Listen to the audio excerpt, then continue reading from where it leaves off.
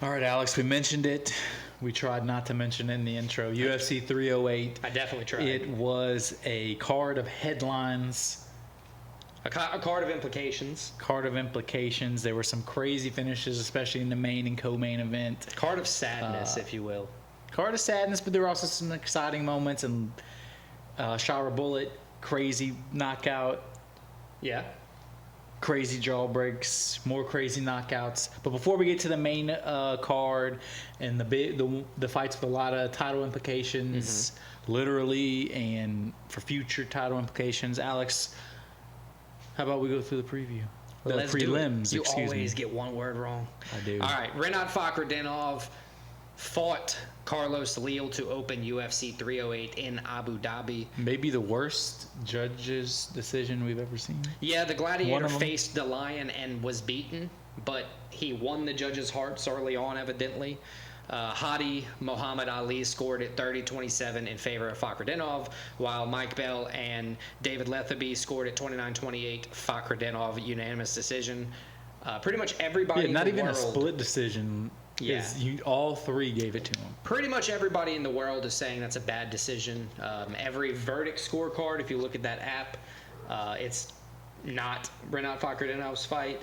I don't know what they saw. It was crazy judging. The commentators were like, what the hell? So I don't even want to talk about that one anymore. Ismail, the Austrian wonder boy, Narduev, defeated Bruno Silva by unanimous decision. This fight seemed as dominant as the first, so naturally I was worried about the scorecards.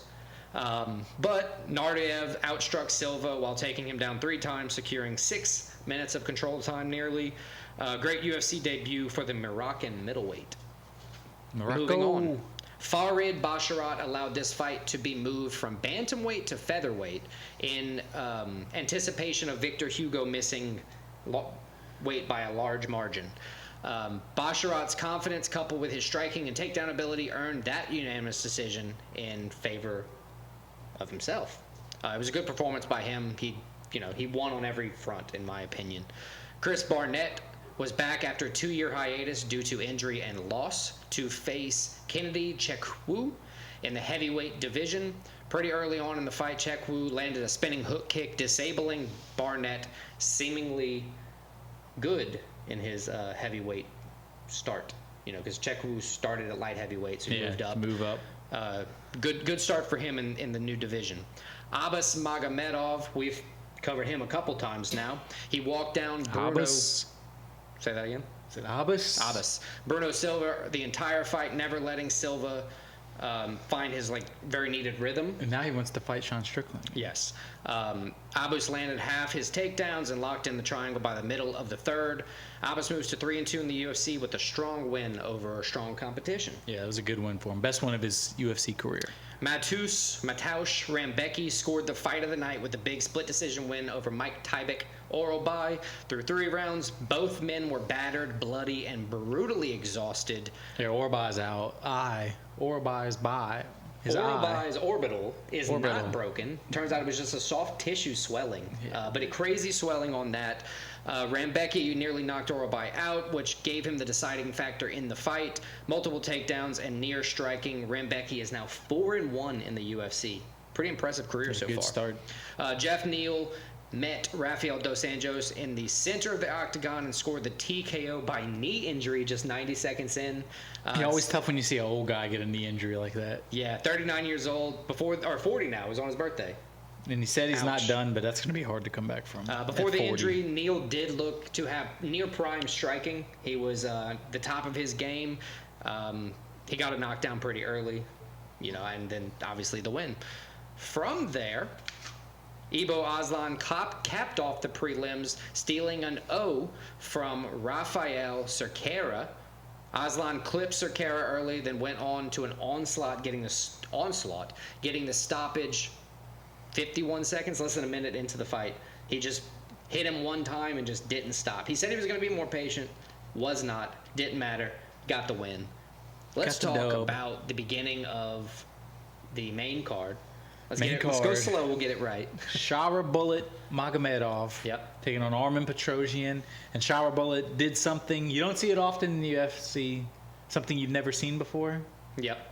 and he did something most people have never seen before: the double back fist knockout of Petrosian in the second round. It was incredible. It's rare to get a spinning back fist knockout, to get a double landing spinning back fist knockout. It was insane. I would love to be able to show you that. DC and Paul Felder joked about it after. They said, I know I should be retired now that these guys are doing double spinning back fist now. Yeah, that's a good point. If they're able to lock in these crazy type things, like one time we saw Paul Craig lock in an arm triangle while he's elbowing, was it Jamal Hill in the face? Yes. Repeated, like that's crazy type of behavior. This reminded me of the kind of knockout like when Joaquin Buckley did that crazy kick knockout. Yeah. It was like, what the fuck was that? Yeah. Or I can't even pronounce his name, but Ipa, the spinning face knockout where the dude just flatlined and nearly died, it seemed. That was a crazy one. But Magomedov, before the knockout, had great footwork. Probably his greatest in... I think we said before the fight last week that this was like the perfect kind of fight for Sharabola to like really show his skills. It was going to be a stand-up fight. It was going to be two guys that were going to be bang. Like, they're both going to stand up and bang with each other. Right. You weren't going to see a Petrosian takedown, or many of them, if any. So it was something where he at least had to face a striking specialist like himself. It was tailor-made for the bullet, and he performed. Probably if we stopped the card right there, you'd say it was definitely the craziest knockout, but because of the finishes in the co-main and the main event, those were bigger implicated fights. I would say that Shar Magomedov was actually the kryptonite bullet to the Superman, Petrosian, Armen Petrosian.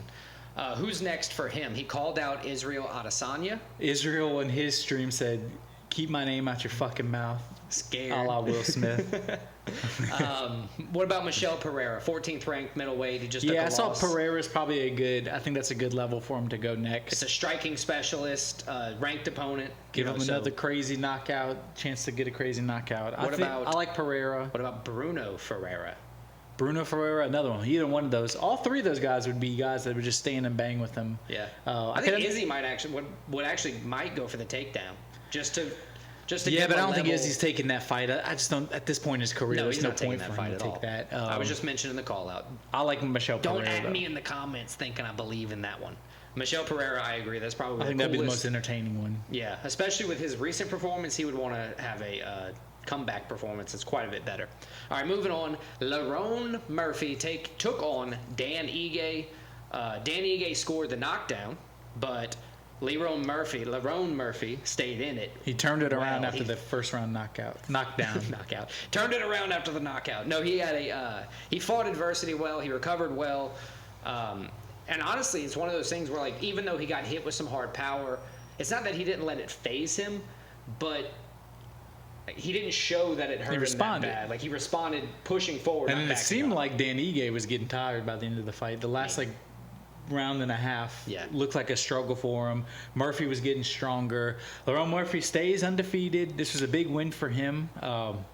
Good call out in Josh Emmett. That would be a fight I think everybody would want to see. Power v power matchup, just like this one was. And I think it would be a perfect fight.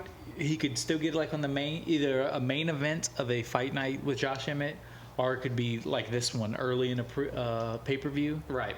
It'd be entertaining. I mean, he's a guy nobody's talking about. He's undefeated. Doesn't have a loss. He's 11th officially in the featherweight rankings. I mean, he's legitimately beats Josh Emmett, another win. Then you're talking about, all right, wins the title shot for the undefeated prospect in Murphy. Jeez. All right, but before he gets there, what if he doesn't get Josh Emmett? What about giving him a huge reach of Yair Rodriguez?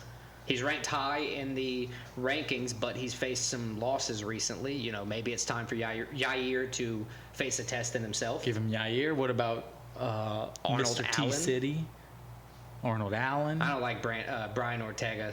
I saw a good hair post of his on Twitter, and it just cemented my hatred even further. He does have some nice hair. He does have good hair. Got to respect him for that. And his triangles. Got to respect his triangles. Arnold Allen, Ortega, a little England Rodriguez. versus England matchup. Yeah, what you think? I think any of those are legitimate. Arnold Allen, I would like to see. Give him Arnold Allen, 2 Englishmen. Put the fight card in England. Let him, The dogs agree. I think the dog agreed. All right, let's move to the next one. Magomed Ankalaev versus Alexander Rocket Raychik. Ankalaev had consistent success over Raychik. Consistent success, continues his win streak. Yep. But it was a little of an underwhelming performance, if you could say that. Yeah. I mean, he neutralized Raychik. We've seen Raychik. He can be dangerous. I mean, he almost knocked out Yuri. But I think we've seen him at his best. He only almost knocked out Yuri because of the placement of Yuri's hands. He keeps his hands super low, so his face is wide Just open. wide open. You know, you catch a couple on the chin. But Rachik's a good fighter. This is a great win for Ankalaev. But if you're a guy who's consistently, you're saying, should be having title shots. This is from him. I'm saying he's saying. Should be having title shots. You're not getting title shots. Although this is a good win, this wasn't one. He leaves the door open to be passed up for a title shot again. That would be hilarious. So even though it looks like, and I think he deserves a title shot, the kind of win this was, it leaves the door open for somebody to jump him. Yeah. So the thing with, you said he neutralized Raychik, which he did. 34 of Raychik's total 53 strikes, or like connecting significant strikes, were leg kicks, which is pretty crazy. So, like, he was trying to damage the legs, but Magomed was just, no, I'm going to walk through it, beat you down, and win. So that, I guess, leads to my question with his 11-fight unbeaten streak, because you can't say win streak. The draw. Right, because of the draw, and the no contest. Who's next? Is it finally the title shot, Alex Pereira, or does he have to fight somebody like Yuri or Jamal Hill? I think, honestly, at this point, he's going to get the title shot in Pereira. I think he should. I think he should. At least, if nothing else, it gives him an answer and gives us an answer. I think he should. And honestly, I don't think it's... Ankalaev, like with the book, everybody thinks he's from Dagestan, but he's not a guy that's going to go take somebody. Like, no. He's a guy that stands and bangs. He likes to stand on the feet. Yeah, he's a striker. He's trying a striker. To strike. He's trying to strike. I mean, I think that's the fight that makes the most sense, Pereira. But it's definitely, he's taken some time off after fighting, so many 3 times in 7 months. I wouldn't be surprised if in the meantime Ankalaev is thrown in there with either Jamal Hill or Yuri Prochazka. Yeah, I just think the next fight that is made is Pereira versus Ankalaev for the title. I agree. Sweet. That would be the one that's makes the most sense. But as we know, the UFC doesn't always make the most sense. Right, especially with judging. I digress. Let's move on to Robert Whittaker versus Khamzat. This is the first, the co-main. This was the first of the last 2 fights that were hard to watch. Fan favorite, lose in a brutal way. It's hard to watch those, especially if you're a fan. But either way, it's hard to watch because, like... But not only everybody loves Whittaker, everybody also kind of hates Chimaev. Not hates, but like... He's not a good... Everybody knows he's a rough dude. Yeah, he's just rough. He's probably one of the fighters that's most about that life, though, if we're being honest. Right, like he's made to be a real fighter. Right. But he had the first round. I mean, from the get-go, just spear takedown, took the double leg, and then, I mean, it was one of those things. If you get taken down by Chimaev, anyone of the sword, within inside the first minute, which I think this was inside 30 seconds. It was immediate. Like, I mean, it was like, you're not gonna get up. And look, that was the thing. Like Robert Whittaker, his whole whole camp was based on defending that. So it happened so quick that it has to be demoralizing. And that's the thing. Like he fought it well. Like there was moments where like he was spinning out and Chimaev was just there. He just stayed on top of him. He stayed. It was insane. It's super impressive. And then when he grabbed the choke, he grabbed it and then just broke. So it turns out broke Whittaker's jaw. It didn't. He said his jaw is fine, but the 3 teeth in the front got pushed, I guess, completely out. So they were hanging out by his tongue. That's why he immediately tapped, because it immediately pushed him. His thing on Twitter, he said that happened, and then now is just the excuse to get him fixed properly. So he'll get like braces, he'll get it all put back together. It was tough to see, though. It was very quick. You knew something happened because Whittaker's a dog. And choke wasn't even in, and he panic tapped. So you know something crazy happened. Was that face crank? But Chimaev, this was the kind of win. We talked about Ankalaev did a win where you leave the door open and get passed over. Yeah. Chimaev had the kind of win, the impressive win where he's jumping the line. Yeah, right. He's jumping the line, which he's granted, arguably, I think he could went jump up 10 rankings. He went up from 13th or 12th to 3rd now. So there's only so many people he's about to jump, but I 100% agree he's jumping Nasruddin Imavov for a title shot. He's jumping Kyle Baralho for a title shot. I mean, the only guy that might get it is Sean Strickland above him. And I don't even think that happens at this point. Yeah, I mean, from the way Dana reacted, he met him outside the cage and started talking to him. Everybody reacted. It was like, holy shit. Because we know he's healthy enough to fight right now, so if they could schedule a quick fight. He wasted nothing. Yeah, he didn't get any damage, no strikes. They could do a middleweight fight as a very soon needed first pay-per-view of the year. And he's a guy that's been in, like, as soon as he stepped foot in the UFC and how impressive he was to start, everybody's been talking about him getting a title shot. Like, eventually, everybody knew this was coming. He's 14-0 now. I mean, he has a chance to be a big, giant star that everybody knows. He's a scary guy. Scary looking. I mean, he ends every interview with Allah Akbar. That's scary. Yeah, it just is. So my only question is, who is next for the 14-0 middleweight UFC fighter? Is it Sean Strickland or Dricus du Plessis? That's all I got. I was going to have somebody underneath him, but with a statement win like that, you're not going to fight anybody. I think he's getting a title shot next. Go with the DDP. Give him DDP, or maybe he waits for them to fight and he gets the winner, because he is a guy we've seen. He can fight right away, or he'll take time off. Doesn't seem to really affect him at all. He come in, he smash everybody, like he said. He really does. It scares the shit out of me, man. He's a scary dude. He's probably the scariest dude. Him, Islam. Talk about a good damn Halloween fight if this is happening. Talk about scary. Chimaev's in my nightmares now. Let's go to the main event. Main event, Ilia Topuria does something nobody's ever done. That's finish. That's knockout. I hate Max Blessed Holloway, 3rd round knockout. Yep. It was a great striking fight.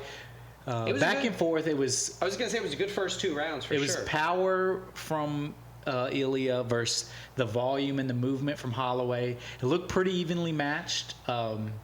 I don't even want to say evenly matched, but it looks like Max had a handle on it at the beginning. Like he found his way to do it. He was finding his rhythm. And then one shot landed from Topuria and just rocked the shit out of him in the 2nd round. It was like 3rd round. Ilia rocks him, and then we've never seen Max rock like that. And then Ilia kind of just put the pressure on him. Eventually gets the hit, knocks him down, and then a little couple ground shots. It's over. I mean, Ilia. You talk about. I mean, you cannot have a more impressive first 2. You knock out Volk.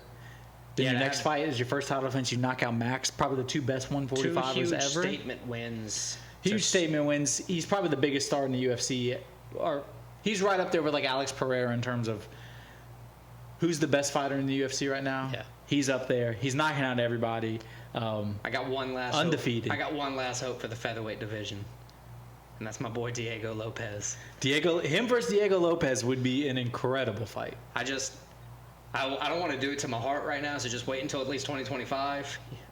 So I guess that's for me. Who's next? You know, Topuria's 16-0, 14 finishes, 8-0 in the UFC. As much as I don't like what happened, I gotta respect his game. And he has a crazy ground. He was known as a ground guy until like the past couple of years. Yeah, where did he hide the striking power? Or did he just not know he had it or something? It's ridiculous. But yeah, I think there's really 2 options from the fight. He's either gonna fight Volk next, or as you said, I have a 3rd Diego option Lopez. that could surprise you, just because at least eventually it might happen if he's got dominant wins. Winner of Evloev versus Sterling. Yeah, Evloev is undefeated as well. Or even Aljo. I mean, he's former champ at 135. He's moved up. He's looked pretty good in his 2 fights. It's crazy that Aljo is just getting overshadowed with this crazy shit that's happening in the top 5 of the division. Yeah, and he's a former champ and had a good run. So, but yeah, I would love. Unfortunately, I think they're going to give him Volk, and I only say unfortunately just because I don't want to see it happen to Volk. We've seen it, and well, I like so Volk. The thing is, Volk had a great fight against Makhachev, and then he took another one on short notice. He got knocked out. Got clobbered. And then he took another short notice fight against Topuria, got knocked out. So I get the thought. It's like, give him a full camp, give him the time to plan and everything. He's been a tried and true legend. I get it, but it's hard whenever Topuria is doing what he's doing. So that's the fight I think is going to happen. You asked me the fight I most want to see happen. It's Diego Lopez versus Ilia Topuria. Yeah, that's the one I most want to see, but I think realistically the next is Volk. So I agree. That's the wrap-up. UFC 308. Wrap up of UFC 308. Thank you.